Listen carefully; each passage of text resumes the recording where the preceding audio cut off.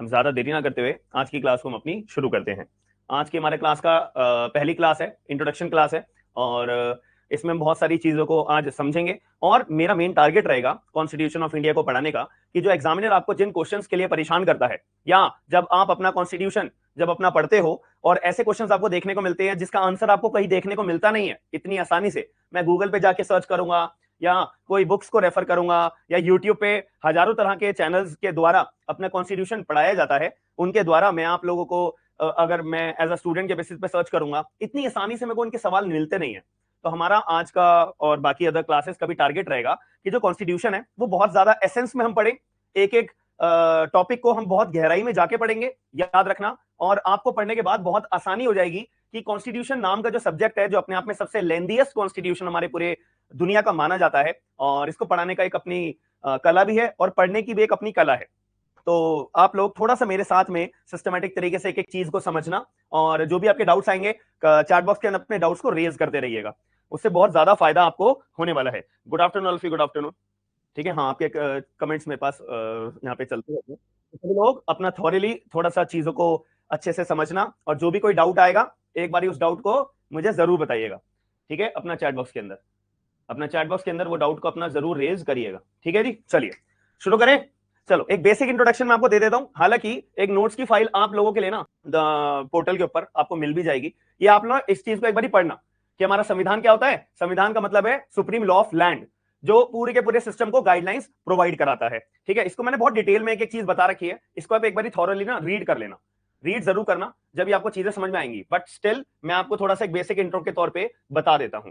सबसे पहली बात, हमारा जो संविधान है 1942 को इंडियन क्विट मूवमेंट आया था। 8 अगस्त 1942 को इंडियन क्विट मूवमेंट आया था। भारत छोड़ो को, भारत को आजाद कराने के लिए इंडियन क्विट मूवमेंट अपना लाया गया था। फिर क्या हुआ, 1942 को एक क्रिप्स मिशन आया। क्रिप्स मिशन, क्रिप्स मिशन ने बोला हमारे हमारे देशवासियों को, हमारे देश के लीडर्स को, कि भाई तुम लोगों को ना अपना अगर देश अच्छे से चलाना है तो तुम्हारे देश में संविधान नाम की चीज होनी चाहिए, तुम्हारे देश में कॉन्स्टिट्यूशन होना चाहिए। फिर 1946 को कैबिनेट मिशन ने अपना पहला पड़ाव अपना रखने के लिए, एक अपना कॉन्स्टिट्यूशन को बनाने के लिए एक कॉन्स्टिट्यूंट असेंबली का गठन करा, कि कॉन्स्टिट्यूंट असेंबली बना लेते हैं, फिर उसके बाद हम जो है अपना संविधान को बनाने का प्रोसेस चालू करेंगे। अब कॉन्स्टिट्यूंट असेंबली के अंदर अपने मेंबर्स भी चुने जाएंगे, कि जो जो अपना संविधान को बनाने के लिए एक कॉन्स्टिट्यूंट असेंबली बनाई जाएगी, और उसके अंदर अपने मेंबर्स भी होंगे। और मेंबर्स कौन से, 211 मेंबर्स अभी करंटली अपना, जब संविधान की पहली कॉन्स्टिट्यूंट असेंबली की जब पहली अपनी मीटिंग थी उस टाइम 211 मेंबर्स प्रेजेंट थे। उनमें से हमारे जो एग्जाम में क्वेश्चन आता है कि टेम्परेरी चेयरमैन कौन थे हमारे कॉन्स्टिट्यूंट असेंबली के, उनका नाम है डॉक्टर सचिनंदा सिन्हा। और पहली कॉन्स्टिट्यूंट असेंबली की पहली टेम्परेरी अपनी जो मीटिंग हुई थी वो 9 दिसंबर 1946 को हुई थी। फिर एक और मीटिंग हुई, सेकंड मीटिंग जिसे हम कहते हैं, 11 दिसंबर 1946 को हमारी दूसरी मीटिंग हुई थी। और उसके अंदर जो चेयरमैन साहब थे कॉन्स्टिट्यूंट असेंबली के, वो परमानेंट चेयरमैन साहब चुन लिए गए थे, उनका नाम था डॉक्टर राजेंद्र प्रसाद। फिर हमारे संविधान को बनाने में 2 साल 11 महीने 18 दिन लगे थे। पूरे के पूरे संविधान को बनने में 2 साल 11 महीने और 18 दिन लगे थे। अप्रोक्सीमेटली 3 साल बहुत जगह देखने को मिलता है, बट करेक्ट करेक्ट जो टाइम पीरियड है 2 साल 11 महीने 18 दिन हमारे संविधान को बनने के अंदर पूरे टोटल पीरियड लगा था। और हमारे संविधान को 11 जनवरी 1949 को बनके अपना तैयार हो गया था, अनेक्ट हो गया था, अडॉप्ट हो गया था। तो आपसे क्वेश्चन में एग्जाम में पूछा जाता है कि हमारा जो संविधान है वो कब बनके अनेक्ट हुआ था, बनके तैयार कब हुआ था, अडॉप्ट अलग अलग जगह से कब करा गया था, 26 नवंबर 1949 को, और लागू कब हुआ था, 26 जनवरी 1950 को। इतनी बात क्लियर हो गई। और ये सारी बातें आपको नोट्स के अंदर ऑलरेडी प्रोवाइडेड है, ये बस इंट्रोडक्शन की बातें हैं। ठीक है, आप इन नोट्स को मेरे जो मैंने पोर्टल पे अपलोड करवाए ना, इनको रेफर जरूर कर लेना। ठीक है, सारी बातें आपको इसमें पता लग जाएंगी। मेरा मेन मोटिव है कि जो क्वेश्चन आपको यूट्यूब पे बुक्स को रेफर करने के बाद गूगल वगैरह पे नहीं मिलते हैं, वो क्वेश्चंस को मैं आज के सेशन में, कल के सेशन में, परसों के सेशन में और आगे की हमारी जो फर्दर क्लासेस रहेंगी बहुत डिटेल में आपको संविधान पढ़ाया जाएगा। याद रखना, पूरी क्लासेस जब आप अटेंड कर लोगे ना, आपको एक लगेगा कॉन्फिडेंस कि कॉन्स्टिट्यूशन के अंदर मैं एक अच्छा खासा ज्ञाता बन चुका हूं। आप इंटरप्रिटेशन अच्छे से कर पाओगे। अखबार के ऊपर जो हेडिंग्स आती हैं कि आज इस स्टेट में ऐसा यहाँ पे मामला दर्ज करा गया है, इस व्यक्ति के ऊपर ऐसा मामला दर्ज करा गया है, इसको क्या मैं संविधान से कनेक्ट कर सकता हूं, बस मेरे को 15 मिनट दे दो। 15 मिनट के अंदर अंदर आपके अंदर एक कॉन्फिडेंस लेवल पैदा होने लग जाएगा। याद रखना, 15 मिनट के अंदर अंदर आपका एक कॉन्फिडेंस लेवल बिल्ड होने लग जाएगा। याद रखना। फिर क्या हुआ था अपना, अब आपके दिमाग में क्वेश्चन मैं बता देता हूं कि सर एक बारी बताओ 26 जनवरी 1949 को हमारा संविधान बनके तैयार हो गया था, अनेक्ट हो गया था, अडॉप्ट हो गया था, एनफोर्स जो है 26 जनवरी 1950 को क्यों करा? इसका भी आंसर नोट्स में है, बट मैं ऐसे ओरली बता देता हूं। एक तारीख है हमारी 26 जनवरी 1930। इस दिन क्या हुआ था, हमारे जो फ्रीडम फाइटर्स थे इनके द्वारा ना यहाँ पे अंग्रेजों से एक तरह से डिमांड करी गई थी पूर्ण स्वराज की, कि हमारे को कंप्लीट फ्रीडम चाहिए, हमें फुल इंडिपेंडेंस चाहिए, हमारी मांगे पूरी करी जाए। तो जो हमारी लाहौर के अंदर जो नदी है, तो लाहौर के अंदर नदी के तट पे सारे फ्रीडम फाइटर्स ने अपनी मांगे के पूरी करने के लिए बहुत ज्यादा विरोध करा था, प्रोटेस्ट करा था। इनकी यादगार के इनको यादगार रखने के लिए इस तारीख को इसीलिए हमारे संविधान को लागू करा गया था 26 जनवरी 1950 को। ये एक बेसिक इंट्रोडक्शन है, हालांकि जो नोट्स के अंदर आप पढ़ोगे चीजें और डिटेल में आपको समझ में आ जाएंगी, क्योंकि ये इंट्रोडक्शन जो है ये आपको ओरली और थियोरिटिकली अपना रहता है, ये चीजें आप आराम से नोट्स में पढ़ के समझ जाओगे। बट मेरा मेन पॉइंट ये नहीं है, मेरा पॉइंट ये है हमारा संविधान क्या है, हमारा संविधान सारे कानून से ऊपर है या सारे कानूनों के जैसा ही है? याद रखिएगा, हमारा संविधान सारे कानूनों से सबसे बड़ा ऊपर हमारा जो कानून है वो हमारा कॉन्स्टिट्यूशन ऑफ इंडिया है। Our Indian constitution is supreme law of all laws, supreme law of land. और इस संविधान को हम किस नाम से जानते हैं? ग्रैंड नाम। अब ये ग्रैंड नाम का जो ये टैग है ना, ये ग्रैंड नाम का टैग केल्सिन एक ऑथर थे, केल्सिन, ये भी आपको नोट्स के अंदर प्रोवाइडेड है। केल्सिन इन ऑथर थे, इनके द्वारा एक टैग दिया गया था ग्रैंड नाम। ग्रैंड नाम का मतलब होता है एक ऐसा कानून जिसमें सारे कानून समाते हो, एक ऐसा कानून जिसमें बाकी के सारे कानून आपके अंदर समा जाते हो। और अगर कोई भी कानून इनकंसिस्टेंट होता है कॉन्स्टिट्यूशन के साथ में, उस कानून को हम क्या कर देंगे? नल एंड वॉइड डिक्लेयर कर देंगे। ये एक सीधा सा सिंपल सा रूल होता है ग्रैंड नॉर्म का मतलब हम पहचानने के लिए। अब एक हमारा क्वेश्चन आता है आर्टिकल नंबर 21, सभी लोगों को पता है आर्टिकल नंबर 21 के बारे में, अगर नहीं भी पता कोई बात नहीं। आर्टिकल नंबर 21 का मतलब क्या होता है? Right to life and personal liberty. यानी कि आर्टिकल नंबर 21 के अंदर बोला हुआ है आप लोगों के हाथ में बेरेक्स होनी चाहिए। याद रखना, आप लोगों के हाथ में कॉन्स्टिट्यूशन की बेरेक्स होनी चाहिए। सभी लोग अपनी अपनी बेरेक्स अपने हाथ में रखिएगा, ठीक है? और आर्टिकल नंबर 21 ओपन अप कर लिएगा। आर्टिकल नंबर 21 में क्या लिखा हुआ है? No person shall be deprived of his life और personal liberty except according to the procedure establish by the law. यानी कि आर्टिकल 21 कहता है कि हम किसी भी व्यक्ति को जीने से रोक नहीं सकते, उसको कोई जाने से रोक नहीं सकते, उसको कोई पढ़ने से रोक नहीं सकते, उसको कोई काम धंधे करने से रोक नहीं सकते हैं। अगर आप ऐसा करते हो कि अगर आपने किसी भी व्यक्ति को, कोई बंदा अपना ब्रेड लेने जा रहा है, पुलिस आई, बंदे को उठा के जेल में डाल दिया कि तुम ब्रेड लेने कैसे गए, क्या पुलिस ऐसा कर सकती है? नहीं कर सकती। लेकिन अगर करती है तो तब क्या होगा? आर्टिकल नंबर 21 का वायलेशन होगा, आर्टिकल नंबर 21 का वायलेशन होगा। इतनी बात सबको क्लियर आ रही है समझ में कि no person shall be deprived, no person shall be deprived of his life and personal liberty except the according to the procedure establish by the law. इतनी बात समझ में आ गई? अब मेरा आप लोगों से क्वेश्चन है, किसी ने सीआरपीसी पढ़ी है हमारी क्लास में? मतलब जितने भी क्लास में लोग प्रेजेंट है, किन किन बच्चों ने सीआरपीसी पढ़ी है? बताओ एक बारी, किन किन बच्चों ने सीआरपीसी एज अ सब्जेक्ट के रूप में पढ़ाई करी है? थोड़ा बहुत भी पता है सीआरपीसी के बारे में कि कोड ऑफ क्रिमिनल प्रोसीजर नाम का एक कानून है, भारतीय नागरिक सुरक्षा संहिता के नाम से कानून है। किन किन को ये बात पता है? एक बारी बताओ। सभी लोग चैट बॉक्स के अंदर बताते रहो, आपके पास साइड में चैट बॉक्स ओपन है। मेरा आप लोगों से जो क्वेश्चन आएंगे सभी लोग प्रायोरिटी बेसिस पे उसके सवाल का जवाब जरूर दोगे। सभी लोग प्रायोरिटी बेसिस पे सभी लोग क्वेश्चन का जवाब जरूर दोगे, ठीक है? सीआरपीसी अगर आपने पढ़ी है तो मेरा एक काउंटर क्वेश्चन है आपसे, मेरा एक आपसे काउंटर क्वेश्चन है। सीआरपीसी के अंदर अरेस्ट नाम का एक टॉपिक होता है, अरेस्ट नाम का एक टॉपिक होता है, वो कहां से कहां तक मेंशन है? कोई भी मुझे एज अ सजेशन के रूप में बताना चाहेगा? अरेस्ट नाम का टॉपिक हमारा सीआरपीसी के अंदर कहां पे मेंशन है? क्या मैं बोल सकता हूं सेक्शन नंबर 41 से लेके 60A तक हमारे सीआरपीसी के अंदर ये टॉपिक मेंशन है? सेक्शन नंबर 41 से लेके 60A के बीच में हमारा अरेस्ट नाम का टॉपिक मेंशन है। अब इस टॉपिक में हमें क्या बता रखा है? इस टॉपिक में बता रखा है प्रोसीजर।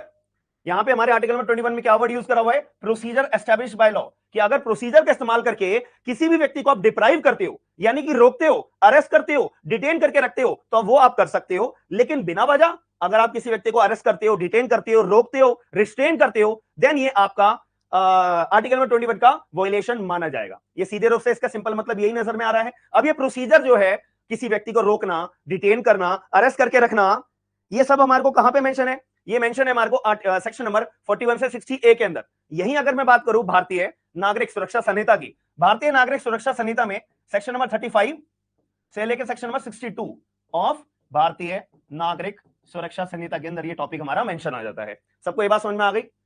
सभी लोगों को कि जो हमारे आर्टिकल नंबर 21 में एक टर्म यूज करी हुई है, according except to the procedure establish by the law. तो वो प्रोसीजर क्या है, वो प्रोसीजर हमारे को कौन सा फॉलो करना पड़ेगा, वो प्रोसीजर का मतलब है अरेस्ट का।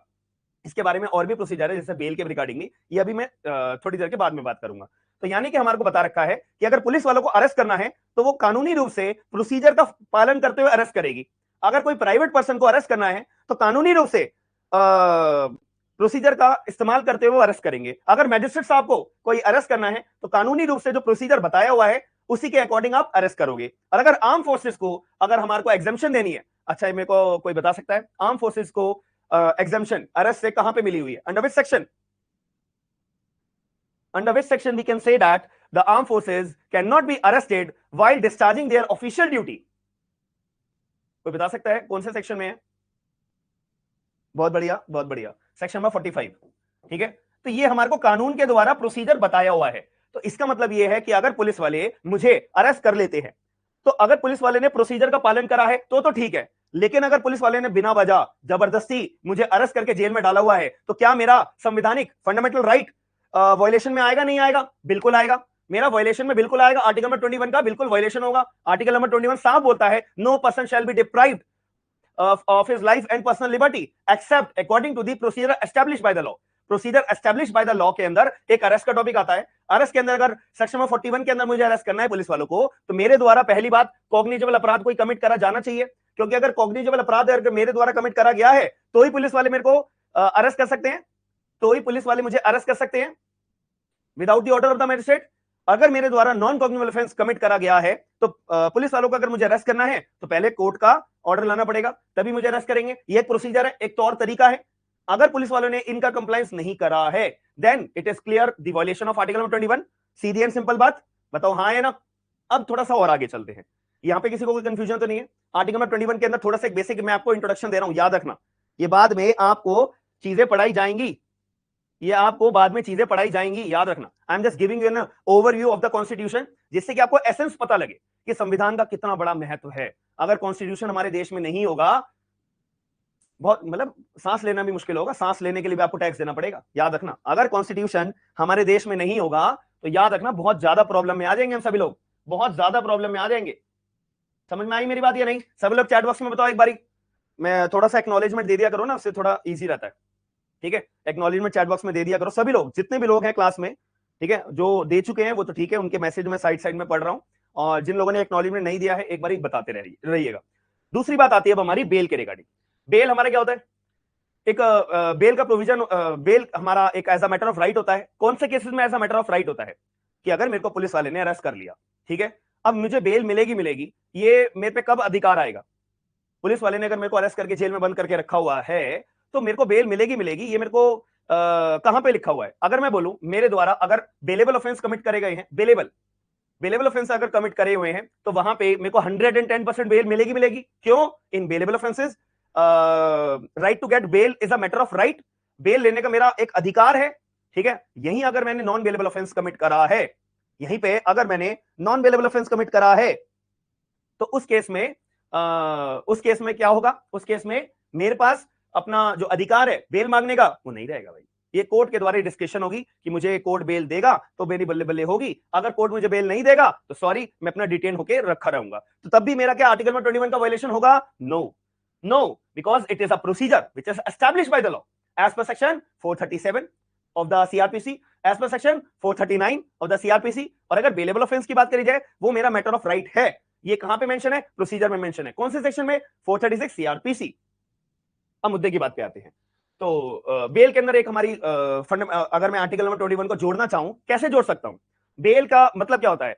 कि बेल का मतलब है कि अगर मैंने कोई अपराध करा है तो अगर मेरे ऊपर जो चार्ज लगाया गया है वो नॉन बेलेबल ऑफेंस का है तो मैं कोर्ट के पास एक अर्जी लगाऊंगा, एप्लीकेशन लगाऊंगा, जज साहब प्लीज मुझे बेल पे रिहा करी जाए। तो कोर्ट के पास यहाँ पे डिस्कशन होगी कि कोर्ट मुझे बेल पे रिहा करना चाहेगा फैक्ट्स एंड सर्कमस्टांसेस समझने के बाद में।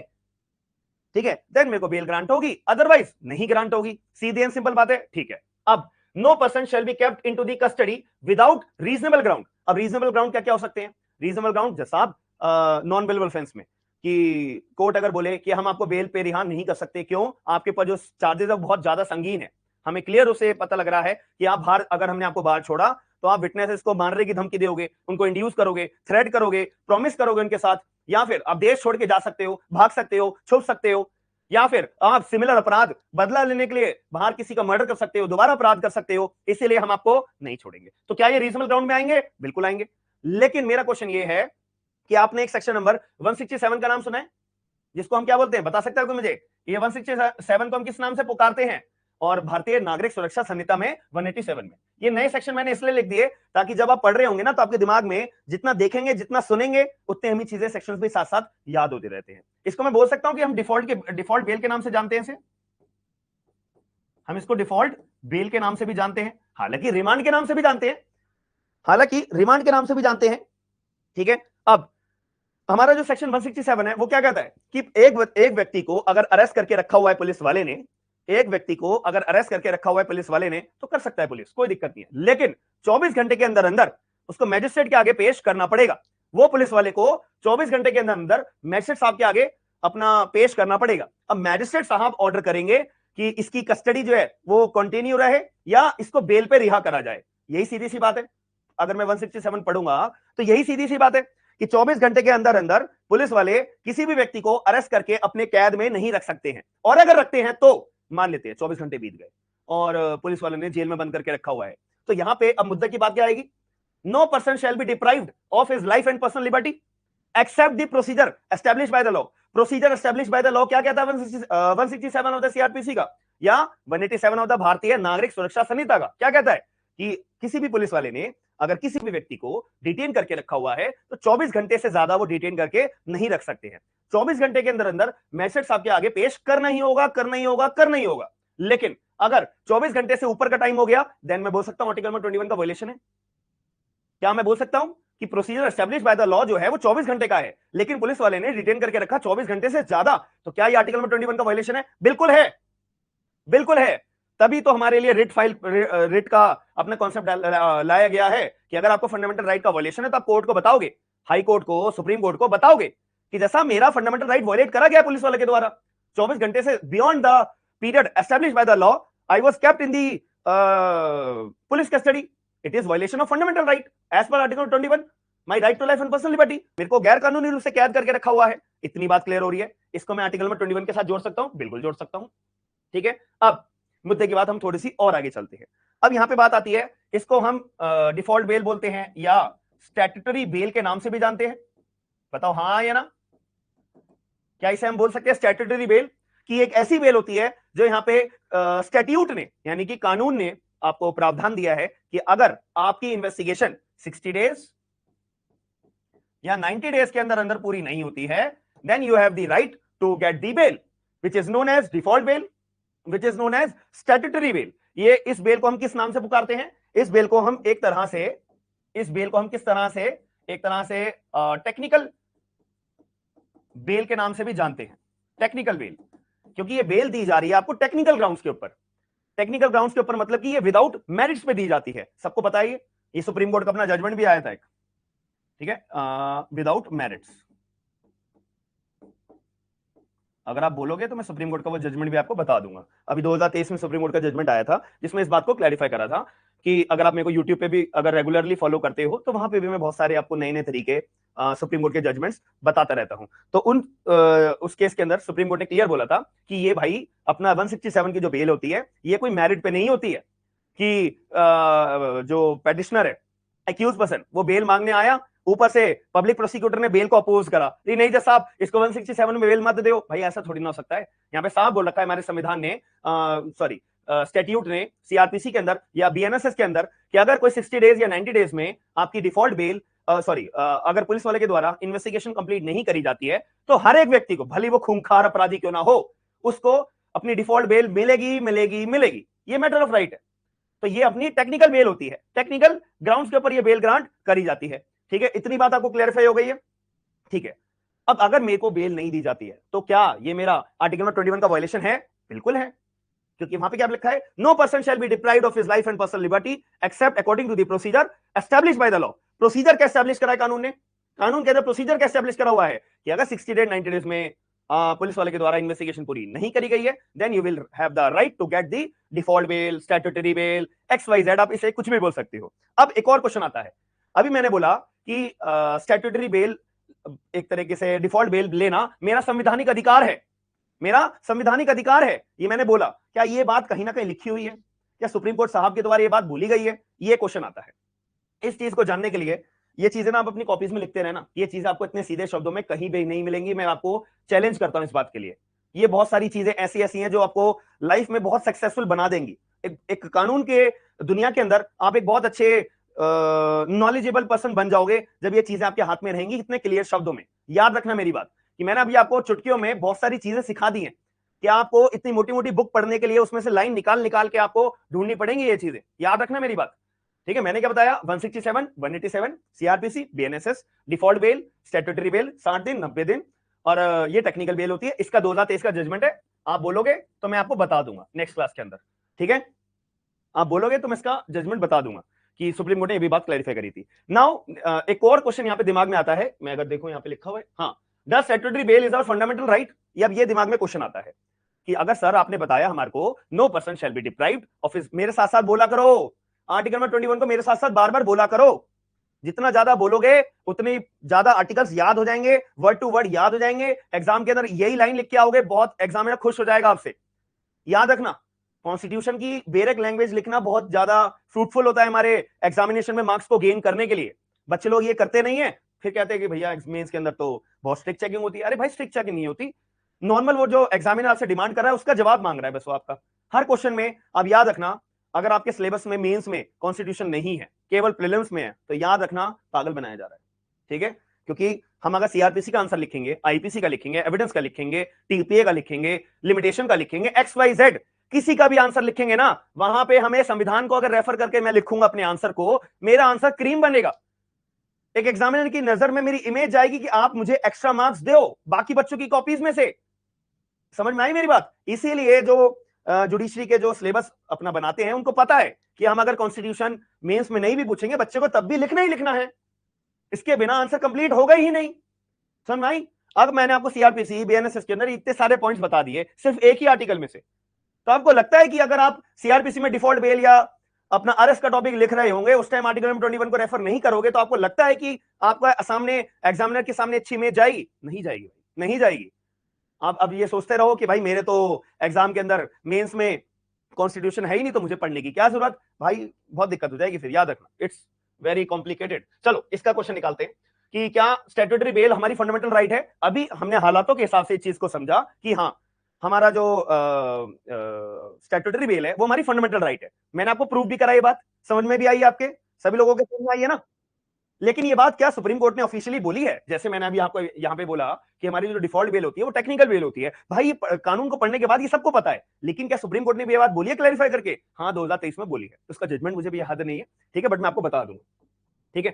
क्योंकि डेली बहुत सारे जजमेंट पढ़ने पड़ते हैं ना मुझे, तो कुछ जजमेंट मेरे दिमाग से निकल जाते हैं, ठीक है? चलो मुद्दे पे आते हैं। क्या स्टैट्यूटरी बेल हमारी फंडामेंटल राइट है? इसका मैं बोलूंगा हाँ भाई बिल्कुल हमारा फंडामेंटल राइट आता है, statutory bail is our fundamental right, yes, but in the case of Fakhre Alam, Fakhre Alam, in the case of Fakhre Alam versus, ये कॉपीज में अपने लिखते रहना प्लीज, मैं बार बार यही बात बोलूंगा, state of UP, state of UP 2021 supreme court के द्वारा ये बात क्लैरिफाई करी गई है, सुप्रीम कोर्ट ऑफ इंडिया के द्वारा यह बात क्लैरिफाई करी हुई है, Fakhre Alam versus state of UP 2021 supreme court. आज से मेंस में डायरेक्ट यही क्वेश्चन आ गया कि does statutory right is our fundamental right? ये सीआरपीसी भी लिंक है, सीआरपीसी का भी क्वेश्चन हो जाएगा, ये कॉन्स्टिट्यूशन का भी क्वेश्चन हो जाएगा। अब आप अपना परेशान होते रहना कि भाई यार ये तो कॉन्स्टिट्यूशन का क्वेश्चन है, सीआरपीसी, अरे भैया दोनों का है, एक कॉमन सेंस का क्वेश्चन है ये, आपसे एग्जामिनर केवल 2021 का जजमेंट मांग रहा है, बात खत्म। तो बताओ इसके लिख लो, इसके अंदर एक लाइन लिख लो, एक लाइन लिख लो, in this case honorable supreme court held that, in this case honorable supreme court held that, in this case honorable supreme court held that, in this case honorable supreme court held that the right to be released on bail, the right to be released on bail, the right to be released on bail, the right to be released on bail under section 167 clause 2 CRPC under section 167 clause 2 CrPC और 187 clause 2 BNSS, 187 clause 2 BNSS, 187 clause 2 BNSS is not only is not only is not only is not only is not only merely a statutory right, is not only merely a statutory right, is not only merely a statutory right,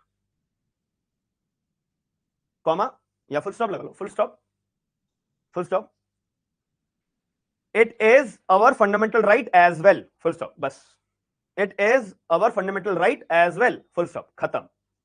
तो clarify हो गई, हमने logically भी समझ लिया कि हाँ यार statutory bail is our fundamental right because as per article 21 it is clearly stated that no person shall be deprived of his life and personal liberty except the procedure established by the law and there is a procedure कि if the person is not presented before a magistrate within the 24 hours, it is a violation of section 167 and article 21. Secondly, if the investigation is not completed within the period of 60 days or 90 days as per CRPC or BNSS, then the person has right to get the default bail. If he will not get the default bail or statutory bail, it is a clear violation of the fundamental right of article 21. That's it.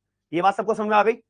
ठीक है, ये बात सबको समझ में आ गई है। अब थोड़ा सा और आगे चलते हैं, अब थोड़ा सा और आगे चलते हैं। हाँ, बेलेबल ऑफेंसेस हमारे कौन से होते हैं, ये अगर मुझे पहचानना है मैं कहां जाके पहचानूंगा? Bailable offence, non bailable offence, ये अगर मुझे पहचानना होता है ये मैं कहां जाके पहचानूंगा? कोई मुझे बता सकता है प्लीज? मुझे नहीं आता ये चीज, आप लोग में से कोई सिखाना चाहे मुझे बता दो। चैट बॉक्स के अंदर सभी लोग जवाब दो। प्रायोरिटी बेसिस पे मैंने कहा है जितने लोग क्लास अटेंड कर रहे हैं सभी लोगों की जिम्मेदारी होनी चाहिए कि सभी लोग क्लास को अटेंड करते हुए अपना प्रेजेंस भी शो करें। मुझे ऐसा नहीं है कि बस यार आप सुन रहे हो और उसे पता नहीं लगेगा ना। सभी लोगों की प्रेजेंस होना जरूरी है, ठीक है? सभी लोगों की प्रेजेंस होना जरूरी है। वेरी नाइस, आप लोगों ने अपनी तरफ से सही जवाब दिया। शेड्यूल नंबर 1 होता है सीआरपीसी में, इनफैक्ट बीएनएसएस में भी, वहां से सारे अपराधों के बारे में पता लगता है कि अच्छा ये अपराध है, ये अपराध हमारा क्या होगा? बेलेबल होगा। अच्छा ये अपराध है, ये अपराध हमारा क्या होगा? नॉन कॉग्निजेबल होगा। और बेलेबल होगा, नॉन बेलेबल होगा, ट्राइबल मैजिस्ट्रेट के द्वारा होगा, ट्राइबल कोर्ट ऑफ सेशन के द्वारा होगा, एक्सेट्रा एक्सेट्रा एक्सेट्रा। ये सब कहानी हमारे को शेड्यूल नंबर 1 बताता है। इतनी बात सबको समझ में आ रही है? इतनी बात सबको समझ में आ रही है? ये सब बातें आपको कहीं नहीं मिलेंगी, पूरे यूट्यूब पे छान मारना, कहीं पे नहीं मिलेंगी। मैं आपको बार बार यही बात बोल रहा हूं, तो प्लीज थोड़ा सा कॉन्सेंट्रेट होकर चीजों को समझना, ठीक है? चलिए, हाँ, बेलेबल ऑफेंस के लिए पता लग गया। अब अगर कोई बेलेबल ऑफेंस में पुलिस अरेस्ट करेगी with the order of the magistrate, ठीक है, with the order of the magistrate, but मुद्दे की बात ये नहीं है। मुद्दे की बात ये है अगर बेलेबल ऑफेंस में मुझे बेल भी चाहिए तो 436 सीआरपीसी में मैं बेल लेने जाऊंगा, ठीक है? 436 में मैं बेल लेने जाऊंगा और मेरे को हाथों हाथ बेल या तो पुलिस वाला दे देगा या पुलिस वाला नहीं देता, पुलिस वाला ज्यादा शाणा बनता है, कोई बात नहीं, मैं कोर्ट के पास तो वो मेरे को 24 घंटे के अंदर पेश करेगा ना 167 में, ठीक है? तब मैं मैजिस्ट्रेट को बोलूंगा देखो जी साहब मेरे को बेलेबल ऑफेंस में अंदर करा हुआ है और ये भाई साहब जी हमारे को पुलिस वाले छोड़ नहीं रहे हैं। और 436 मुझे क्या कहता है? 436 खुद कहता है कि आपको छोड़ा जाएगा, 100% छोड़ा जाएगा बेल बॉन्ड भरने के बाद, बेल बॉन्ड भरने के बाद, ठीक है? चलो मुद्दे की बात आती है, अभी इसको भी हम साइड रखते हैं। मेन क्वेश्चन ये आता है, एक व्यक्ति को अरेस्ट करा, ठीक है, एक व्यक्ति को पुलिस वाले ने अरेस्ट करा, फिर उसको मैजिस्ट्रेट के आगे पेश करा गया, क्योंकि 167 का कंप्लायंस करना जरूरी है। एक 167 बोल लो या 187 बीएनएसएस का बोल लो, कंप्लायंस करना जरूरी है कि 24 घंटे के अंदर अंदर पुलिस वाले को मैजिस्ट्रेट के आगे पेश करना पड़ेगा। चलो जी ठीक है, मैजिस्ट्रेट साहब के सामने पेश कर दिया। मैजिस्ट्रेट साहब के सामने ये बात क्लियर हो गई, अपराध कौन सा है? बेलेबल है। अपराध कौन सा है? बेलेबल है। चलो जी, ये भी बात समझ में आ गई। अगर मान लो नॉन बेलेबल अपराध भी है, नॉन बेलेबल ऑफेंस भी है, कोई बात नहीं, तो मैजिस्ट्रेट के आगे नॉन बेलेबल ऑफेंस में डिस्कशन होती है कि जिस बंदे को मैंने अरेस्ट करा इसको छोड़ूं या ना छोड़ूं। समझ में आ रही है? अगर मान लेते हैं नॉन बेलेबल ऑफेंस में भी अगर मैजिस्ट्रेट सामने मन बना लिया चलो इसको छोड़ देते हैं, चल बच्चा है इतना, बेल पे रिहा कर देते हैं, बट बेल पे रिहा करने से पहले जज साहब क्या करते हैं? बेल बॉन्ड भरवाते हैं। जज साहब क्या बोलेंगे? भाई देख हम तेरे को छोड़ देंगे, बेल बॉन्ड का अमाउंट है वो भर दे, बेल बॉन्ड का अमाउंट है वो भर दे, वो भर देगा, हम तेरे को हाथों हाथ बेल दे देंगे, बात खत्म। एज अ सिक्योरिटी के तौर पे बेल बॉन्ड भरवाया जाता है। सभी लोगों को इसकी जानकारी है या नहीं है? क्योंकि मैं एज्यूम करके चल रहा हूं ना, थोड़ी बहुत आपको बेसिक कानून की जानकारी होगी, मैं एज्यूम करके चल रहा हूं थोड़ी बहुत कानून की जानकारी आपको होगी। बताओ जरा, जितने लोग क्लास में प्रेजेंट है सभी लोगों को इसके बारे में जानकारी है ना? बेल बॉन्ड भरवाया जाता है सिक्योरिटी के तौर पे, भाई भाग ना जाए बंदा, बदतमीजी ना करे, शाणापंती ना करे, इसीलिए बेल बॉन्ड भरवाया जाएगा।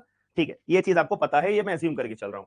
अब अगर मान लेते हैं मेरे जैसे इंसान पे जो थोड़ा सा गरीब ज्यादा है, ठीक है, और मेरे को मैसेज के आगे पेश करा गया और मैसेज मेरे को बोलते हैं कि आयुष सर हम आपके ऊपर बेल बॉन्ड लगाते हैं 1,00,000 करोड़ रुपए का। हुई मैं तो सुन के हैरान हो जाऊंगा यार, 1,00,000 करोड़ रुपए, मेरे को तो जीरो भी नहीं पता कितनी आएंगी।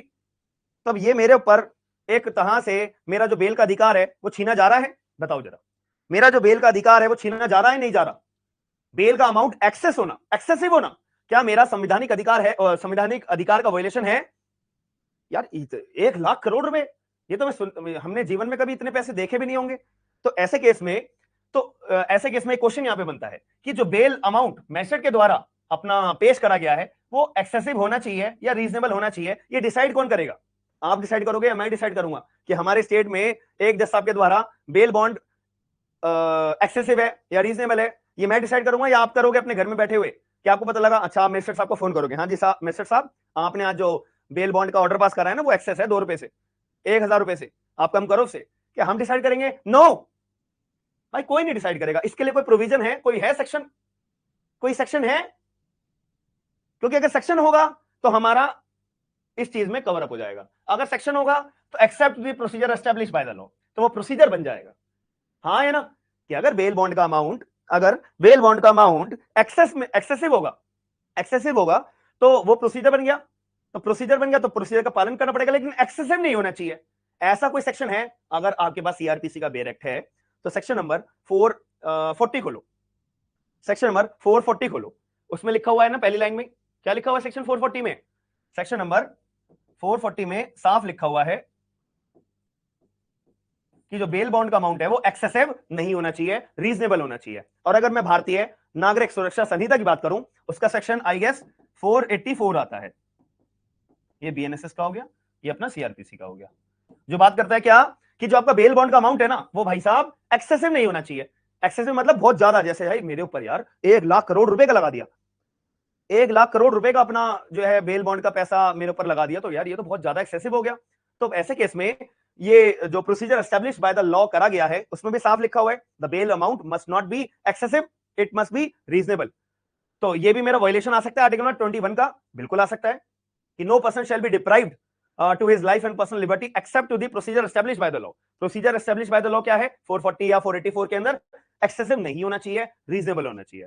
तो ये भी एक पॉइंट हमारे दिमाग में आ गया, जिसके अगर मैं आंसर लिख रहा हूं अपना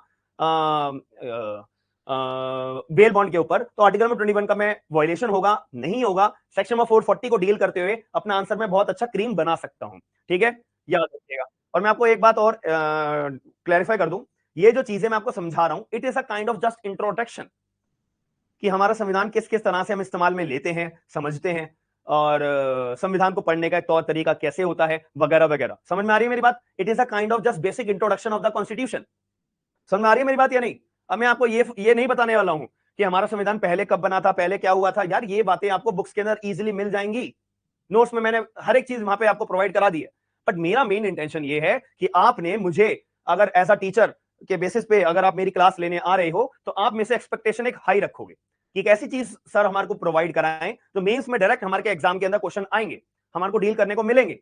समझ में आ रही है मेरी बात या नहीं? तो इस बात पे थोड़ा सा गौर करिएगा। समझ में आ गया? चलो, यहां पे ये चीज भी मेरे को समझ में आ गई। अब एक और क्वेश्चन आता है, क्या सुप्रीम कोर्ट की कोई गाइडलाइंस है इसके रिगार्डिंग? क्या सुप्रीम कोर्ट ऑफ इंडिया की कोई गाइडलाइंस है इस चीज के रिगार्डिंग कि जो बेल का अमाउंट है वो एक्सेसिव नहीं होना चाहिए, रीजनेबल होना चाहिए? हाँ जी, सुप्रीम कोर्ट ने भी डांट लगा रखी है। सुप्रीम कोर्ट ने भी एक बात को क्लैरिफाई करा हुआ है, इन the case of Motiram, in the case of Motiram, in the case of Motiram versus state of MP, in the case of Motiram versus state of MP 1978 supreme court. ये अपने लैंडमार्क जजमेंट्स हैं, याद रखना। इन जजमेंट्स को कभी जीवन में भूलना मत। ये जो जजमेंट्स है बहुत ज्यादा इंपॉर्टेंट है, बहुत ज्यादा इंपॉर्टेंट है, याद रखना। ठीक है, Motiram versus state of MP 1978 supreme Court of India. इस जजमेंट में क्या बोला गया था? एक लाइन लिख लो। इस जजमेंट में क्या बोला था? एक लाइन लिख लो। In this case honourable supreme court held that, in this case honourable supreme court held that, in this case honourable supreme court held that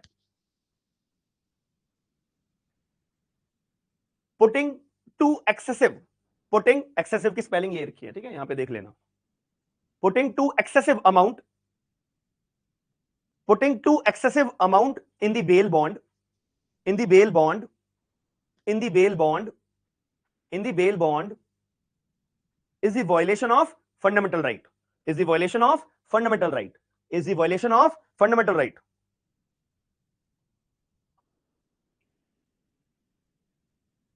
अच्छा एक बात बताओ, क्या ये आर्टिकल नंबर 21 का वायलेशन होगा? मेरे हिसाब से ये आर्टिकल 21 का वायलेशन नहीं होगा। क्यों? यहां पे अमीर और गरीब का डिस्ट्रीब्यूशन हो रहा है, यानी कि जो अमीर बंदा होगा वो तो सीधा पैसे देगा, अपनी बेल, अपनी आजादी कोर्ट से पा लेगा। अब जो गरीब व्यक्ति होगा यार, वो उसके पास पैसे ही नहीं है, उसको अपनी आजादी यानी कि एज अ बेल के तौर पे आजादी वो अपनी पा ही नहीं पाएगा। यानी कि जो अमीर बंदा है वो आजादी आराम से खरीद सकता है, जो गरीब बंदा है वो अपनी आजादी नहीं खरीद पा रहा है। तो ये कहीं ना कहीं क्लासिफिकेशन नजर आ रहा है आपको?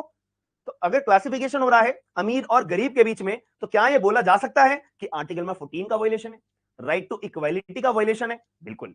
तो यही सुप्रीम कोर्ट ऑफ इंडिया ने क्लैरिफाई करा था इस केस के अंदर कि putting to excessive amount in the bail bond, in the bail bond is the violation of fundamental right, is the violation of fundamental right. Bracket में लिख लेना right to equality article 14, bracket में लिख लेना right to equality article 14, full stop. Clear है मेरी बात? समझ में आ रही है मेरी बात या नहीं? ठीक है, अब थोड़ा सा और आगे बढ़ते हैं, हम थोड़ा सा और आगे बढ़ते हैं। अब कोई व्यक्ति अपना बेल मांगने से पहले कोर्ट के आगे जब खड़ा होता है, कोर्ट के आगे जब कोई खड़ा होता है अपना गुहार लगाने के लिए कि जैसा मुझे बेल चाहिए या जैसा मैं इनोसेंट हूं वगैरह वगैरह, बहुत सारे केसेस में एक्यूज अपना अपीयर होते हैं। अब अगर मान लेते हैं एक्यूज जो है वो अपना क्या है, गरीब है। अब मान लेते हैं एक्यूज जो है वो अपना क्या है, गरीब है, उसके पास इतने पैसे नहीं है अपने आप को डिफेंड करने के लिए, अपने अपने लिए प्लीडर को अपॉइंट करने के लिए। तो मेरा क्वेश्चन ये है कि क्या यहाँ पे as a free legal aid के लिए कोई अपना प्रोविजन है? फ्री लीगल एड के लिए कोई अपना प्रोविजन है या नहीं है?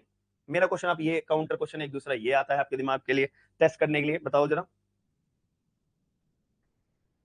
सबसे पहली बात, मैंने प्रोविजन की बात करी तो सेक्शन नंबर 304 हमारा सीआरपीसी का एक बात करता है, सेक्शन नंबर 304 हमारा सीआरपीसी का एक बात करता है। अगर मैं 304 सीआरपीसी की बात कर रहा हूं तो 341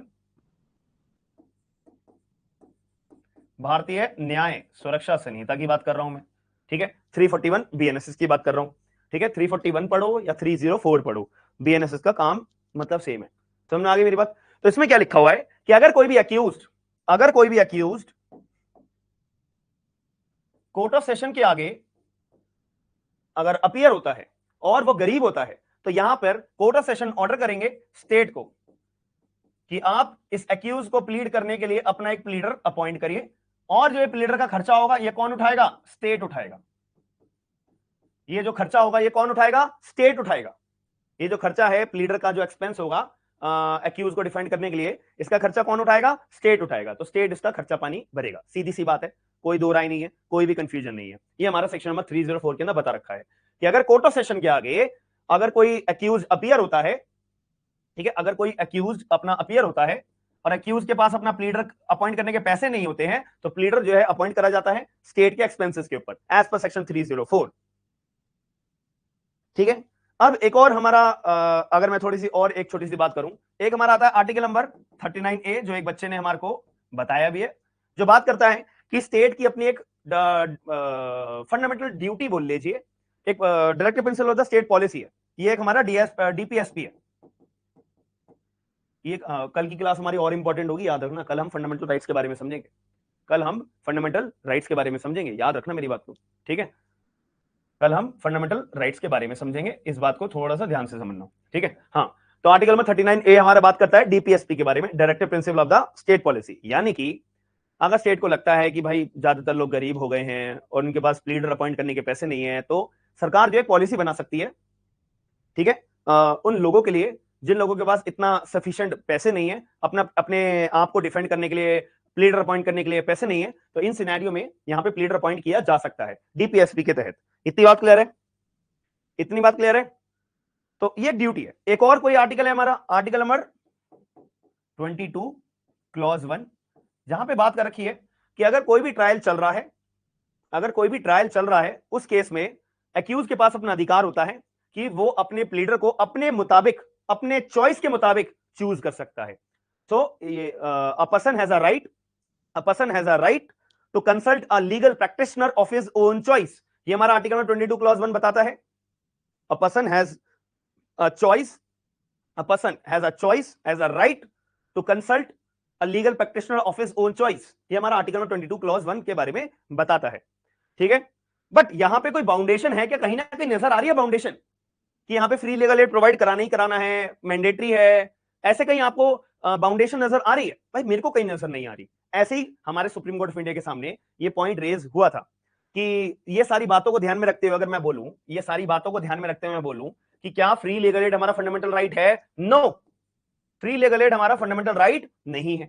ये सारी बातों को ध्यान में रखते हुए ये बात मुझे समझ में आई है कि फ्री लीगल एड हमारा फंडामेंटल राइट नहीं है। बट यहां पे केस आया था, केस का नाम याद रखना हमेशा, मैं आपको बार बार कह रहा हूं, जैसे मैंने आपको इतनी देर से ये चीज समझा रहा हूं, ये जो मैं बातें आपको बता रहा हूं ये कहीं नहीं मिलेंगी आपको, और ये जजमेंट्स आपको कहीं नहीं मिलेंगे। सो प्लीज कॉन्सेंट्रेट एंड अपनी कॉपीज के अंदर हाथों हाथ ये चीजों को बनाते चलिए, हाथों हाथ ये चीजों को अपनी कॉपीज में बनाते चलिए। जितना ज्यादा अपनी कॉपीज में हाथ लिखने की प्रैक्टिस डालोगे आगे चल के बहुत ज्यादा फायदा होने वाला है, बार बार बोल रहा हूं, ठीक है। चलिए, केस का नाम था Khatri second, Khatri second versus state of Bihar.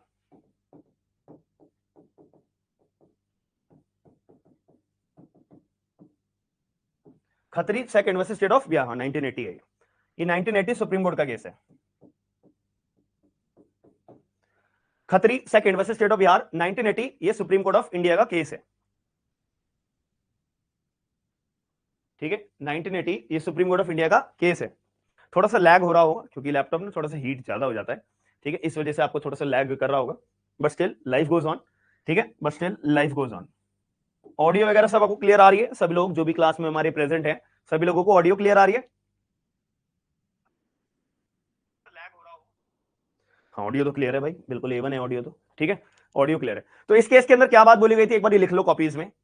ये अपना जुडिशियल प्रेसिडेंट है, याद रखना, ये कोई कोई स्टैट्यूटरी ये अपनी बात नहीं है, ना कॉन्स्टिट्यूशनल ये कोई बात नहीं है, ना कोई प्रोविजन है, ये जुडिशियल प्रेसिडेंट है। जुडिशियल प्रेसिडेंट का मतलब होता है कि जब कोई बात हमारे संविधान के अंदर नहीं लिखी होती है या क्लैरिफाई नहीं होती है, या कोई अपने प्रोविजन के अंदर कोई बात हमारी क्लैरिफाई नहीं होती है, और इसका जवाब फिर हमारे को किससे मांगा जाता है?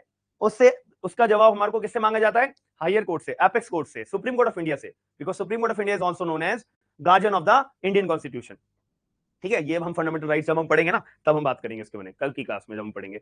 तो ये जुडिशियल प्रेसिडेंट है। जुडिशियल प्रेसिडेंट का मतलब जब कोई कानून नहीं होता है उस केस में सुप्रीम कोर्ट अपना फैसला सुना देता है और वो फैसले को हम एक कानून मान लेते हैं, उसको एक वर्ड दिया जाता है, उस वर्ड से पहचानते हैं judicial president.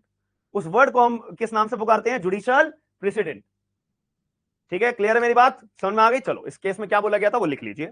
In this case honourable supreme court held that, in this case honourable supreme court held that, in this case honorable supreme court held that a person has a fundamental right, a person has the fundamental right, a person has the fundamental right, a person has the fundamental right to free legal aid, to free legal aid, to free legal aid, to free legal aid, to free legal aid,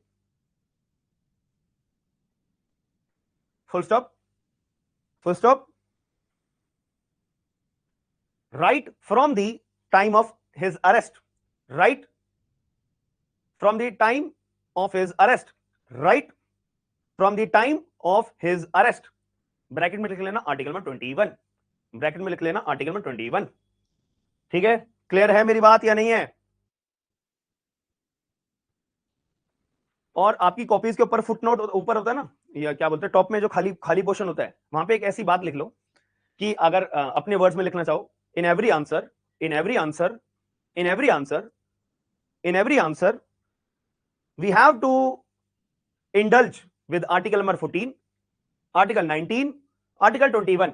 ये 3 articles हैं जो आपके कोई भी answer आप लिख रहे होंगे, आप अगर इसको ऐड ऑन करोगे आपका आंसर क्रीम बनेगा। अगर आपको समझ में नहीं आता है, अगर आपको समझ में नहीं आता है कि यार मैं कौन सा आर्टिकल रेफर करूं, तो आप ये 3 आर्टिकल्स की मदद लेके अपना आंसर कंप्लीट कर सकते हो। याद रखना आर्टिकल 14, आर्टिकल 19 और 21। फंडामेंटल राइट्स का जो कंसेप्ट आपको बहुत ज्यादा डिटेल में पढ़ाया जाएगा, एक एक क्वेश्चन जो आपके दिमाग में परेशान करने वाले होंगे, गारंटी के साथ मैं बोल रहा हूं, आपको एक एक प्रोविजन बहुत डिटेल में समझाया जाएगा और एक लेवल आने के बाद आपको खुद पता लग जाएगा कि मैं इस क्वेश्चन में अपना सीआरपीसी के में, आईपीसी में, एविडेंस में, एक्स वाई जेड कोई भी सब्जेक्ट का जब मैं आंसर लिख रहा हूं, इस कंटेक्स्ट के अंदर मैं ये वाला आर्टिकल अपना फंडामेंटल राइट का रेफर करके अपना आंसर पूरा कर दूंगा। सारे केस लॉस पढ़ाए जाएंगे आपको और बेसिक से एडवांस लेवल तक आपको लेके जाया जाएगा, क्योंकि मैंने देखो स्टार्टिंग में बस आपको एक इंट्रोडक्शन बताया था, जस्ट आप बेसिक थिंग, फिर धीरे धीरे धीरे धीरे आरएस के बाद फिर बेल की तरफ, फिर स्टैट्यूटरी बेल की तरफ, लीगल एड की तरफ, ठीक है, वगैरह वगैरह। तो अब मेरे को एक बार आप लोग अपना एक्नॉलेजमेंट अपना थोड़ा सा बताइए कि आपको थोड़ा बहुत समझ में आ रही है चीजें, लाइफ थोड़ी इजी लग रही है कॉन्स्टिट्यूशन में, ठीक है। चलिए अब एक लास्ट चीज मैं आपको बताऊंगा, हमारे को अपने देश में कॉन्स्टिट्यूशन क्यों चाहिए, why do we need constitution. आपने एक बेसिक इंट्रोडक्शन में ये बातें समझ ली कि हाँ यार, अगर मेरे पास संविधान नहीं होगा तो पुलिस वाले मेरे को कभी भी अरेस्ट करके ले जाएंगे, अगर मेरे पास संविधान होगा तो मेरा बेल का जो अधिकार है वो कभी भी छीन लिया जाएगा, अगर मेरे पास संविधान नहीं होगा तो जो मेरा बेल का स्टैट्यूटरी बेल लेने का अधिकार है वो कभी भी रद्द कर दिया जाएगा, कभी भी खत्म कर दिया जाएगा, कभी भी चेंज करके मॉडिफाई सरकार कर देगी, ठीक है।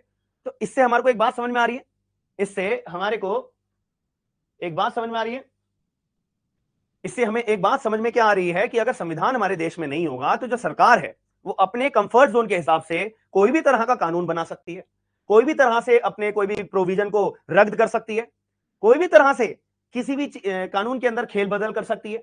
ये बात हमारे को क्लैरिफाई समझ में आ रही है, क्लियर रूप से समझ में आ रही है, बिल्कुल कर सकती है यार, बिल्कुल कर सकती है। तो इससे हमारे को क्या समझ में आया, संविधान के बिना या एक आइडल लॉ के बिना जो हमारे अधिकार है, राइट्स ऑफ द पीपल है, उनको बहुत अच्छे से अब्यूज करा जा सकता है, पहली बात। दूसरी बात, कोई भी कानून अगर पास करा जाता है लेजिस्लेचर के द्वारा और अगर वो फंडामेंटल राइट्स के कंप्लाई नहीं करता, तो अगर संविधान ही नहीं होगा तो उस कानून को हम रद्द भी नहीं कर सकते, स्ट्रक डाउन भी नहीं कर सकते, अनकॉन्स्टिट्यूशनल भी डिक्लेयर नहीं कर सकते हैं कि हमारे देश में अगर संविधान नहीं होगा तब भी ये बहुत बड़ी प्रॉब्लम हो जाएगी, हाँ है ना। और हमारा जो संविधान है वो कुछ भी नहीं है, संविधान एक हमारा डॉक्यूमेंट है जो बहुत सारी पावर्स स्टेट को देता है, पावर्स के साथ साथ रिस्ट्रिक्शन भी लगाता है स्टेट के ऊपर कि स्टेट सरकार आप ऐसा मत करना, आपके पास हमने ये पावर तो दी है लेकिन इस पावर को ज्यादा मतलब आर्बिट्रेरी तरीके से, मतलब कि मैं ही हूं, जो मैं बोल रहा हूं वही सही है, बाकी दुनिया जाए भाड़ में, ऐसा नहीं करोगे। आपको सभी को साथ में लेके चलना है, सभी को साथ में लेके कानून बनाना है, ये हम आपके ऊपर रिस्ट्रिक्शन बना रहे हैं। आपके एक फैसिलिटी तो हम प्रोवाइड कर रहे हैं कि आप अपना कानून बनाओ, हम आपको एक फैसिलिटी प्रोवाइड तो कर रहे हैं कि आप अपना कानून बनाओ, लेकिन हम आपके ऊपर रिस्ट्रिक्शन भी लगा रहे हैं कि आप आर्बिट्रेरी तरीके से अपना फैसला नहीं सुनाओगे। समझ में आ रही है मेरी बात। इसीलिए जो हमारे संविधान के अंदर तीन ऑर्गन्स में डिवाइड, संविधान ने स्टेट को तीन ऑर्गन्स में डिवाइड करा हुआ है। पहला मैं बोल सकता हूं लेजिस्लेचर। लेजिस्लेचर का क्या काम होता है, लेजिस्लेचर का काम होता है to make the laws, to make the laws. एक होता है एग्जीक्यूटिव, एग्जीक्यूटिव का क्या काम होता है, टू एग्जीक्यूट द लॉज।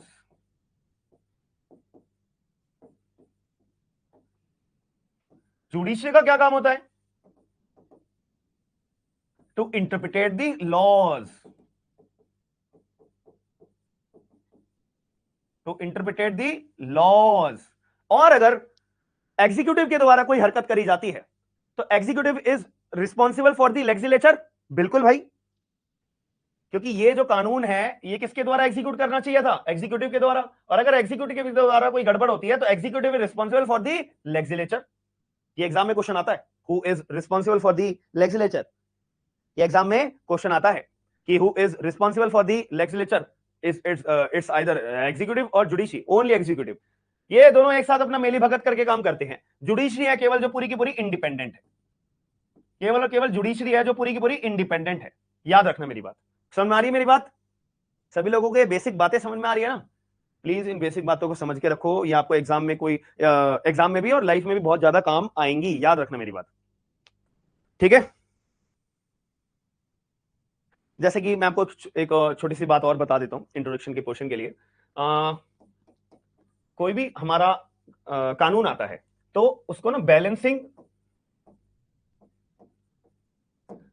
देखनी पड़ती है, ठीक है, balancing for the rights of the people के लिए, for the rights of the people के लिए,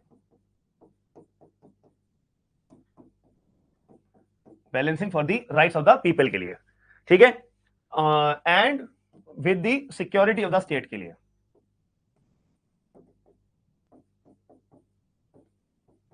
कि लोगों का अपना जो फंडामेंटल राइट्स है वो भी वायलेट ना हो, और जो सरकार चाहती है कानून लाना वो भी आ जाए।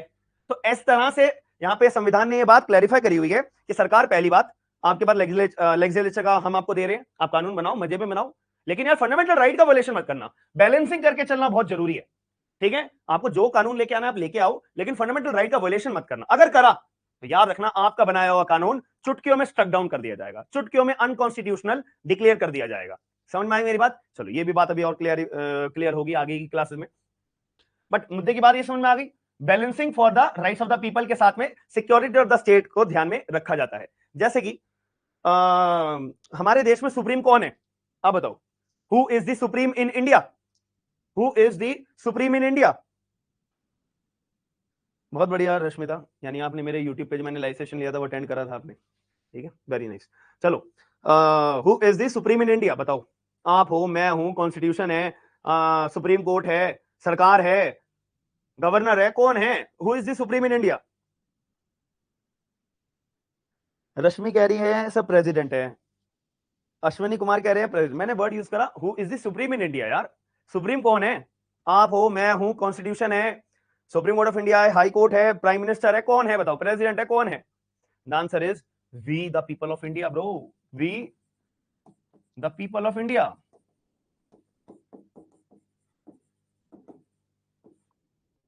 भाई हम जिसे चाहेंगे उसी को तो सरकार बना सकते हैं, उसी को तो मंत्री बना सकते हैं। और 5 सालों तक के लिए हमने जिस व्यक्ति को, अपने जिस रिप्रेजेंटेटिव को चुन के ऊपर भेजा है पार्लियामेंट के अंदर, तो वही व्यक्ति हमारे बिहाफ पे कानून बनाएगा, ये हमारी एक्सपेक्टेशन होती है। 5 सालों तक वो व्यक्ति को हम इलेक्ट करके रखते हैं, और अगर हमें लगता है कि जिस व्यक्ति को हमारे द्वारा ऊपर भेजा गया है हमारे लिए कानून बनाने के लिए, हमारे फायदे के लिए काम करने के लिए, अगर वो नहीं करता है, कोई बात नहीं, 5 साल के बाद हम उसे हटा सकते हैं। ये भी अधिकार किसके पास है? We the people of India. हाँ है ना? बताओ जरा। हमने ही तो भेजा है भाई उस बंदे को चुन के, और हमारे पास भी अधिकार है कि हम ऐसे बंदे को चुन के भेज सकते हैं कि जो संविधान भी पलट दे। कैसा है प्रोविजन? बताओ, क्या ऐसा हो सकता है कि हमने जिस व्यक्ति को भेजा वही हमारे लिए कानून बनाएगा? और अगर हमारे मन में ऐसा है कि संविधान को ही चेंज कर दिया जाए, तो हम ऐसे व्यक्ति को ऊपर भेज सकते हैं कि जो पूरी के पूरे संविधान को चेंज कर दे? ऐसा हो सकता है? The answer is yes, it is possible, it is possible. याद रखना मेरी बात, बट उसके लिए पूरा लंबा बहुत बड़ा रोल प्ले होगा। जैसे कि आपने पढ़ा होगा आर्टिकल नंबर 370, सबको पता है आर्टिकल नंबर 370 को हटाने के लिए भी हमने ऐसे सरकार को चुन के भेजा जो आर्टिकल नंबर 370 को अपना हटा देगी। उन्होंने अपने सरकार के द्वारा मैनिफेस्टो, प्रमोशंस, एडवर्टाइजमेंट करी गई थी, और इसी वजह से लोगों ने उनको वोट करा, और लोगों की वोट आने के बाद वो सरकार पार्टी बन के अपना रूलिंग पार्टी में आई। फिर रूलिंग पार्टी आने के बाद उन्होंने अपना कार्य करा कि हाँ चलो भाई हमने अपना आर्टिकल नंबर 370 हटा दिया। सबको ये बात समझ में आ रही है? तो इससे हमें क्या पता लगता है कि we the people of India are the supreme in India. we are elect their representative who do for our who make their laws, who make the laws for ourselves। ठीक है, हाँ बिल्कुल रश्मिता, बिल्कुल इसके बारे में, फंडामेंटल राइट्स के बारे में बात करेंगे ना, एक टाइम आएगा जब। ठीक है, तो हमारे द्वारा ही रिप्रेजेंटेटिव को 5 सालों तक के लिए चुना जाता है कि वो 5 सालों तक हमारे लिए काम करेंगे, हमारे लिए कानून बनाएंगे, हमारे लिए अच्छे अच्छे कानून बनाएंगे, और जो हम चाहते हैं वो काम करेंगे। और अगर वो काम नहीं करते, कोई बात नहीं, 5 साल बाद हमें उनको हटाने का भी अधिकार पूरा पूरा होता है।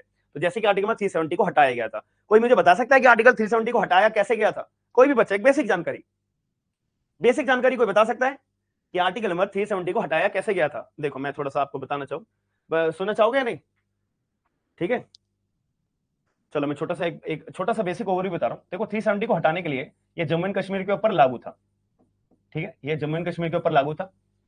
370 एक बात बोलता था कि देश में अगर कोई लैंड का मुद्दा होगा, कम्युनिकेशन का मुद्दा होगा, सिक्योरिटी का मुद्दा होगा, केवल उसी चीज के लिए जम्मू एंड कश्मीर के ऊपर कानून लागू होगा। बाकी कोई भी कानून हमारे जो भारत के अंदर लागू है वो JNK के अंदर लागू नहीं होगा। ये 370 बात बोलता था। ठीक है, अब अगर 370 आप हटाओगे नहीं, ठीक है, अगर आप 370 हटाओगे नहीं, तो यार हमारे जो देश के अन्य कानून है वो जम्मू एंड कश्मीर के ऊपर लागू होंगे नहीं। जम्मू एंड कश्मीर का अपना ही कॉन्स्टिट्यूशन था, अपना ही क्रिमिनल लॉ था, अपने ही सब कुछ अलग अलग इन्होंने कानून बना रखा था। क्यों? क्योंकि 370 की वजह से। 370 की वजह से।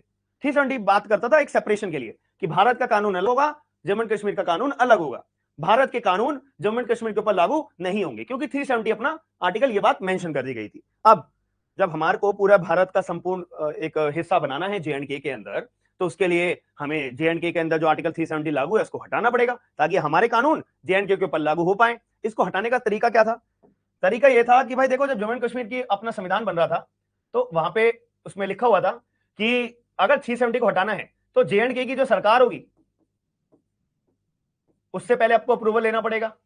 दूसरा, जेएंडके की अपनी कॉन्स्टिट्यूएंट असेंबली होगी,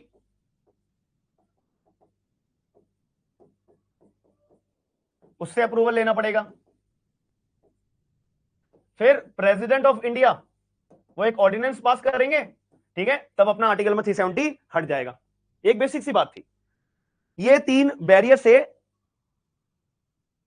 अपने 3 बैरियर से गुजरना पड़ेगा। पहला बैरियर, दूसरा बैरियर, तीसरा बैरियर, तब जाके बोला जाता आर्टिकल नंबर 370 हट जाएगा। तो सिंपल सी बात है भाई, सरकार से परमिशन ले लो, फिर कॉन्स्टिट्यूएंट असेंबली से परमिशन ले लो, प्रेसिडेंट तो अपने ही है, प्रेसिडेंट अपना ऑर्डिनेंस पास कर देंगे, बात ही खत्म हो जाएगी, ठीक है। बट मुद्दे वाली बात यह है कि जब हमारा जम्मू एंड कश्मीर का अपना जब कॉन्स्टिट्यूशन कानून वगैरह सब बन गया था, उसी टाइम कॉन्स्टिट्यूएंट असेंबली क्या हो गई थी अपनी? भंग हो गई थी। तब इससे हमें क्या पता लगा? केवल अभी करंटली क्या प्रेजेंट है? जम्मू एंड कश्मीर की सरकार प्रेजेंट है और प्रेसिडेंट प्रेजेंट है, कॉन्स्टिट्यूएंट असेंबली नहीं है भाई। और जब कॉन्स्टिट्यूएंट असेंबली होगी ही नहीं तो ये अप्रूवल कहां से लेंगे? और अगर अप्रूवल ले ही नहीं सकते तो 370 कभी जीवन में हट ही नहीं सकता है। आप लोगों ने अलग अलग लीडर्स के मुंह से सुना होगा कि भाई देश में, हमारे भारत में कोई भी सरकार आ जाए, कुछ भी आ जाए, कोई भी सरकार 370 को कभी जीवन में हटा ही नहीं सकती है। वो किस लिए? वो इस वजह से बोलते थे क्योंकि कॉन्स्टिट्यूएंट असेंबली है ही नहीं, अप्रूवल आप कॉन्स्टिट्यूएंट असेंबली से ले ही नहीं पाओगे, तब आर्टिकल 370 हट ही नहीं पाएगा। तो जो बड़े बड़े लीडर्स थे ना, वो सिर्फ इस वजह से बोलते थे, इस वजह से वो बोलते थे कि भाई देश में 370 कभी जीवन में हट नहीं सकता। समझ में आ गई मेरी बात? बस सरकार ने क्या करा? एक टाइम पे ऐसे, मैं जस्ट बेसिक ओवरव्यू दे रहा हूं, बीजेपी ने ना अपना बीजेपी जम्मू एंड कश्मीर के अंदर जो सरकार थी, तो वहां पे अलायंस कम थी, मतलब रूलिंग में आने के लिए 2-3 सीटों की कमी थी, तो बीजेपी ने ना इसके साथ अलायंस कर लिया, फिर अपनी सरकार बना ली थी। सरकार बनाते रहे, फिर अपना चलाते रहे, मैं डेट वाइज नहीं बता रहा, ठीक है। तो सरकार चलाते चलाते और बैकवर्ड में बीजेपी अपनी प्लानिंग कर रही थी 370 को हटाने के लिए। तो एक बारी टाइम आया तो बीजेपी ने क्या करा? अपना अलायंस वापसी ले लिया, तो सरकार गिर गई यहाँ पे। तो उस टाइम पीरियड में कोई भी जम्मू एंड कश्मीर के अंदर सरकार नहीं थी, उस टाइम पीरियड में जम्मू एंड कश्मीर के अंदर कोई सरकार रूलिंग पार्टी में नहीं थी, तो वहां पे क्या हो गया? प्रेसिडेंट रूल लग गया। अब प्रेसिडेंट रूल लग गया तो वो 6 महीने तक वैलिड रहेगा, ठीक है। जो गवर्नर है वो, और अपना ही गवर्नर इन्होंने यहाँ पे भेज दिया था अपॉइंट करने के लिए, तो जो गवर्नर है वही अपना जम्मू एंड कश्मीर की अपनी पूरे कंट्रोल में रखेगा। 6 महीने एक्सपायर हो जाने के बाद प्रेसिडेंट के द्वारा एक ऑर्डिनेंस पास करा जाता है कि जब तक रूलिंग पार्टी कोई नहीं बनती, कोई अपॉइंट नहीं होती है, उस टाइम पे जो गवर्नर होंगे वही जम्मू एंड कश्मीर की सरकार माने जाएंगे, और अगर जम्मू एंड कश्मीर की वही सरकार है due to the non availability of the constituent assembly, तो पार्लियामेंट ने एक ऑर्डर पास कर दिया, जो पार्लियामेंट ऑफ इंडिया है वो जम्मू एंड कश्मीर की क्या मानी जाएगी? कॉन्स्टिट्यूएंट असेंबली मानी जाएगी। समझ में आ गई मेरी बात? गवर्नर को सरकार बना दिया, पार्लियामेंट को कॉन्स्टिट्यूएंट असेंबली बना दिया, प्रेसिडेंट तो अपने हैं ही। तो यहां पे सरकार ने गवर्नर से अप्रूवल लिया, पार्लियामेंट अपनी है ही, पार्लियामेंट से अप्रूवल लिया, प्रेसिडेंट साहब भी अपने हैं, प्रेसिडेंट से अप्रूवल ले लिया, 3 अप्रूवल लाके 370 को क्या कर दिया? एब्रोगेट कर दिया। That's it. समझ में आई मेरी बात या नहीं? अभी आपको जितना हलवा लग रहा है ना, जो मैंने आपको इजीली एक्सप्लेन कर दिया, ठीक है, इतना हलवा था नहीं, बट सोचो प्लानिंग कितनी तगड़ी करके गए होंगे ये, ठीक है। समझ में आ गई मेरी बात या नहीं? ये था फंडा इनका 370 हटाने का, ठीक है। क्लियर हो गया मेरी बात? चलो, ये इन्होंने करा। अब ऐसी, अब पढ़ाई के ऊपर दोबारा जाओ। तो मैंने ये जो एग्जांपल आपको दिया ना, ये इसलिए दिया क्योंकि हम क्या है? सुप्रीम ऑफ लॉ है, हम क्या है? सुप्रीम लॉ, सुप्रीम है भारत के अंदर। We the people of India are can even change our constitution. Example, removal of article number 370। अभी 370 का आर्टिकल मैंने आपको इसलिए दिया था कि हमारे पास ही शक्ति है, हम ऐसे रिप्रेजेंटेटिव को चुन सकते हैं कि संविधान में क्या होना चाहिए, नए कानून कौन से आने चाहिए, क्या नए चेंज होने चाहिए, ये हमारे पास अधिकार होता है। ऐसे लोगों को चुनने का अधिकार हमारे पास होता है। समझ में आ गई मेरी बात या नहीं? तो इसलिए मैंने आपको एक प्रोसेस बताया। एक बेसिक सी बात मैं बता देता हूं, जो हमारे फंडामेंटल राइट्स मेंशन है, वो कौन से फंडामेंटल राइट्स है, वो क्या है, वो आपको नेक्स्ट क्लास में, कल की क्लास में बताऊंगा। बट अभी के लिए समझ लो, जो हमारे फंडामेंटल राइट्स है हमारे देश के अंदर, क्या वो सारे के सारे एब्सोल्यूट हैं? एब्सोल्यूट मतलब कंप्लीट है? कोई इसमें रिस्ट्रिक्शन लगाई नहीं गई है? द आंसर इज नो भाई, सारे के सारे एब्सोल्यूट नहीं है, कोई भी एब्सोल्यूट नहीं है। इनफैक्ट हमारा फंडामेंटल राइट कोई भी एब्सोल्यूट नहीं है। हर फंडामेंटल राइट में टाइम के हिसाब से चेंजेस होते रहते हैं, एक्सक्यूज होते रहते हैं, रिस्ट्रिक्शन लगाई जाती है, एक्सेप्शन दिए जाते हैं, हाँ है ना। जैसे मैंने आपको बताया आर्टिकल 21 में, no person shall be deprived from his life and personal liberty except according to the procedure established by the law. तो एक्सेप्शन भी आ गई आर्टिकल 21, एब्सोल्यूट होगा आर्टिकल 21? नहीं होगा यार। लेकिन एक आर्टिकल है जो पूरा का पूरा एब्सोल्यूट है, तो बता सकता कौन सा आर्टिकल है? ठीक है, एक, हाँ, रीजनेबल रिस्ट्रिक्शन लगाई जा सकती है। दीप्ति ने बिल्कुल सही वर्ड यूज करा, वेरी नाइस दीप्ति। ठीक है, ऐसा कोई आर्टिकल है जो बिल्कुल एब्सोल्यूट हो? बता सकता है कोई मुझे? केवल एक आर्टिकल है, हिंट दे दिया मैंने आप लोगों को, मैंने आप लोगों को हिंट दे दिया, एक आर्टिकल है केवल जो बिल्कुल ही बिल्कुल क्या है हमारा, एब्सोल्यूट है। एब्सोल्यूट है हमारा, एक ही आर्टिकल है केवल। आर्टिकल नंबर बता तो दो, कुछ तो ट्राई तो करो यार, तुम लोग तो ट्राई भी नहीं करते, कितने डरपोक हो यार तुम तो। Article number 17, untouchability. अनटचेबिलिटी भैया, अनटचेबिलिटी के ऊपर कोई भी तरह की रिस्ट्रिक्शन अलाउड नहीं करी जा सकती। अनटचेबिलिटी अगर आपने करी तो वायलेशन है, क्लियर रूप से। आप कोई भी रिस्ट्रिक्शन यहां पे अलाउड नहीं है, कोई भी तरह का एक्सक्यूज अलाउड नहीं है, कोई भी तरह का एक्सेप्शन अलाउड नहीं है। अनटचेबिलिटी करना पूरे रूप से, कानूनी रूप से अपराध, अपराध तो बाद में होगा, बट अनटचेबिलिटी करना सीधे रूप से कानून का वायलेशन है। यहां पे कोई भी तरह की रिस्ट्रिक्शन अलाउड नहीं है, कोई भी तरह का अपना, अरे नहीं भाई, तुम लोग तो क्या क्या आर्टिकल लेके आ गए। कोई बात नहीं, तुम लोगों को मैंने ट्राई करने के लिए कहा था, you have done tried well. तो आर्टिकल 17 आपका पूरा का पूरा एब्सोल्यूट है, पूरा संपूर्ण अपने आप में कंप्लीट है। याद रखना, यहां पे कोई भी तरह की रिस्ट्रिक्शन अलाउड नहीं हो सकती है। समझ में आ गई मेरी बात या नहीं? ठीक है, अभी एक छोटी सी लास्ट चीज बोल के मैं खत्म कर रहा हूं, बस लास्ट चीज बोल के खत्म कर रहा हूं। हमारे जो फंडामेंटल राइट्स हैं, वो किसके खिलाफ हम इस्तेमाल में कर सकते हैं बताओ? किसके खिलाफ होते हैं? स्टेट के खिलाफ, कि सरकार ने ऐसा करा, पुलिस वालों ने ऐसा करा, वैसा करा, पुलिस वालों ने वायलेशन करा फंडामेंटल राइट्स का, सरकार ने वायलेशन करा फंडामेंटल राइट्स का, हाँ है ना, यही बोलते आते हैं, सारी जगह पे यही बोलते हैं। चलो, all fundamental rights are against the state, ये तो बात क्लियर है।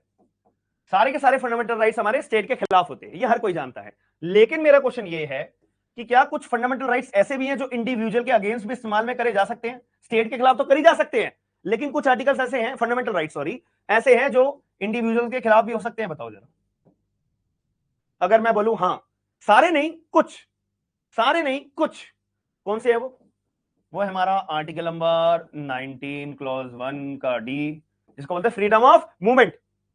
कि भाई मैं अगर अपने रास्ते से, दिल्ली से मेरे को मनाली घूमने जाना है, तो कोई ऐरा गैरा व्यक्ति मेरे को रोक नहीं सकता है। अगर कोई रोकता है, मेरा फंडामेंटल राइट का वायलेशन है, कि that individual has restrain me to enjoy my right of freedom, right of movement, sorry, right of freedom of movement। Clear है मेरी बात? तो कोई भी व्यक्ति मेरे को रोक नहीं सकता। दूसरी बात, आर्टिकल नंबर 23, आर्टिकल नंबर 24, ये होते हैं राइट अगेंस्ट एक्सप्लॉइटेशन।